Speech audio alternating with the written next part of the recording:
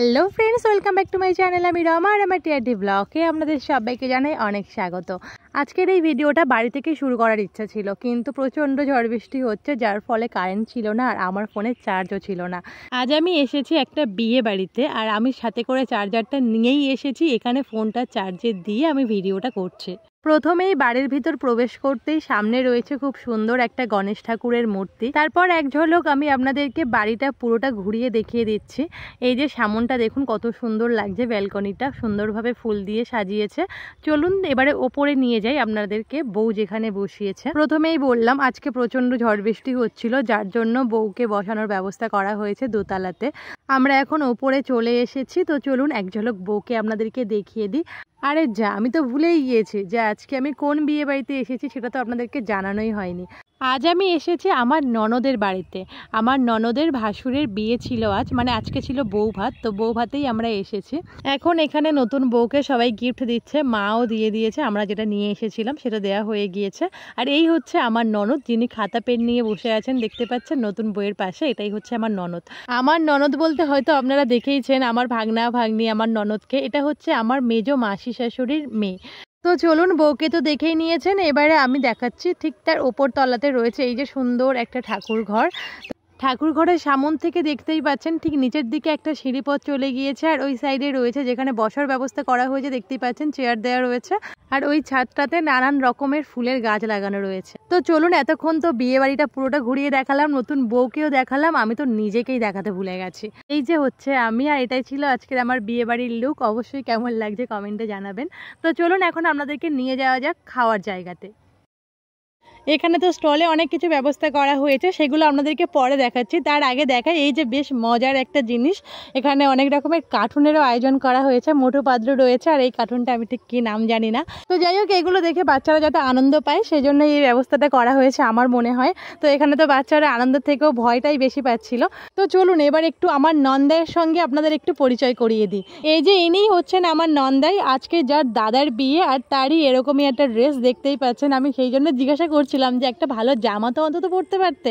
বলছে একদমই সময় পাচ্ছি না, প্রচণ্ড চাপ, প্রচণ্ড টেনশন বৌদি, তাই সময় পাচ্ছি না। আসলে কি বলুন তো, অনেক সুন্দরভাবে অনেক কিছুরই আয়োজন করা হয়েছিল তো, আর আকাশটা তার মধ্যে এমনভাবে লেগেছে, মানে এমন বৃষ্টি হচ্ছে, সেই জন্য ওনার কিছু ভালো লাগছিল না, প্রচণ্ড টেনশন করছিল। তো চলুন এই যে আরেকটা কার্টুন দেখুন, এখানে এটা কি ভাল্লুক কিনা জানি না আমি, এটা তো দেখে বাচ্চারা বেশিই ভয় পাচ্ছিল, কেমন একটা অদ্ভুত দেখতে। আর তার মধ্যে আকাশের এই দুর্যোগের জন্য কারেন্টটাও বারবার চলে যাচ্ছিল। ওইদিকে তো আপনারা দেখতেই পেলেন যে পকোড়ার জায়গাতে কেমন লাইন ছিল, সেই জন্য চলে এসেছিলাম খাওয়া দাওয়ার দিকে। তো সেখানে এসেও দেখছি প্রচণ্ড ভিড়, বসার কোনো প্লেস পাচ্ছি না। আবারও চলে গেলাম স্টার্টারে, সেখানে গিয়ে অনেক কষ্ট করে পকোড়াটা নিয়েছি। তারপরে মাকে বললাম আমাকে একটা আইসক্রিম এনে দাও, আমি আইসক্রিম খাবো। তাই মা ভিড় ঠেলে দেখুন আমার জন্য আইসক্রিম নিয়ে এসেছিলো।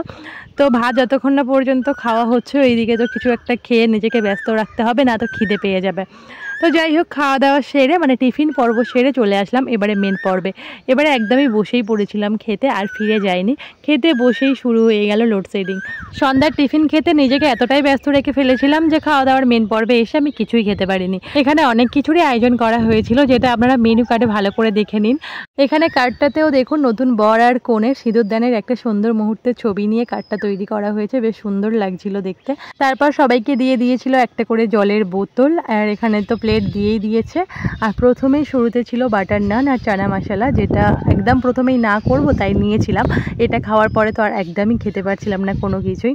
তো যাই হোক, যতটুকুই পারি আর যেভাবেই পারি খাওয়া দাওয়াটা শুরু করে দিয়েছি। আর এখানে তো হাফ নষ্টই হয়েছে দেখতেই পাচ্ছেন। আর আমি 1 চামচই ভাত নিয়েছিলাম, এর বেশি একটুও নিইনি আমি, যেহেতু খেতে না পারলে নষ্ট হবে তাই আমি নিইনি। ভাতের সাথে ছিল ডাল আর ঝিরিঝিরি করে আলু ভাজা, আর আলু ভাজার সাথে আমার এই গোটা লঙ্কাটাও পড়েছিল। তো যাই হোক, সমস্ত বিয়ে বাড়িতে গিয়ে কিংবা কোনো ওকেশন বাড়িতে গিয়ে যে জিনিসটা আমি খাই না সেটা আমি এখানেই নিয়েছিলাম, সেটা হচ্ছে এই যে মাছ।